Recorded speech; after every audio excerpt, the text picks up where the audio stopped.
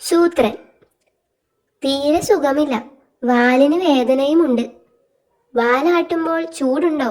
ചൂടുള്ളപ്പോൾ വാലാട്ടാറുണ്ട്. ഉണ്ട് വൈദ്യരെ, വാലാട്ടുമ്പോൾ ചൂട് തോന്നാറുണ്ട്. ഇത് വാൽജ്വരം എന്ന അസുഖമാ. വാലിന് വരുന്ന ഒരുതരം പനി. റെസ്റ്റ് വേണം. വാലിന് മാത്രം റെസ്റ്റ് കൊടുത്താൽ മതിയോ? ഹഹ, വാലിന് മാത്രമല്ല, ഫുൾ റെസ്റ്റ് വേണം. വാൽജ്വരം ബാധിച്ചാൽ വിശ്രമമാണ് പ്രധാനം. വാൽജ്വരം ബോധിച്ചോ എന്ന് എങ്ങനെ അറിയും? ബോധിക്കലല്ല, ബാധിക്കൽ എന്ന് വെച്ചാൽ പിടിവിടൽ. അപ്പോ പിടിവിടലിന് എന്തു പറയും? ഗുഹയിൽ പോയി റെസ്റ്റ് എടുക്കാം. ഇന്ന് സൂത്രൻ എവിടെ? ഗുഹയില. വാൽജ്വരം ബാധിച്ചു. ഓ, ബാധിച്ചു എന്ന് പറഞ്ഞാൽ മനസ്സിലായില്ല അല്ലേ? ബാധിക്കുക എന്ന് പറഞ്ഞാൽ പിടിവിടുക. അതല്ല, വാൽജ്വരം എന്ന് പറഞ്ഞതാ മനസ്സിലാവാത്തത്. എന്ന് വെച്ചാൽ വാലിൽ പനി. ആണോ? വാലിന് പനി വന്ന ഒരുത്തനെ ഞാൻ കണ്ടിട്ടുണ്ട്. അതെന്നെ, പനി വന്നാൽ തണുത്തു വിറക്കില്ലേ?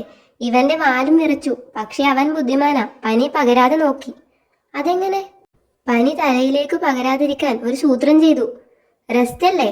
അത് വൈദ്യര് പറഞ്ഞു. റെസ്റ്റ് ഒന്നുമല്ല, വേറെ സൂത്രമാ. സൂത്രനും ചെയ്യാം. പറ്റിയ ഒരാളെ ഞാൻ കൊണ്ടുവരാം. സൂത്ര, അവന്മാര് വന്നിട്ടുണ്ട്. വാൽ മുറിച്ചു കളഞ്ഞാ മതി, പിന്നെ പകരില്ല. ആരാടോ മണ്ട സ്വന്തം വാൽ മുറിച്ച് പനി മാറ്റിയത്? ഒരു പല്ലിയാ. മുറിച്ച വാൽ വിറയ്ക്കുന്നത് ഞാൻ കണ്ടതാ. നന്നായി മുറുക്കി കെട്ടണം. അത് രാവിലെ ഇങ്ങനെ 100 തവണ ആടിയാലേ സൗന്ദര്യം കൂടുമെന്നാ. ഹൗ, തന്നോട് പറഞ്ഞതല്ലേ മുറുക്കി കെട്ടണമെന്ന്. ഇത്തവണ താൻ മുറുക്കി കെട്ടിയിട്ടുണ്ടാവുമെന്ന് എനിക്കറിയാം.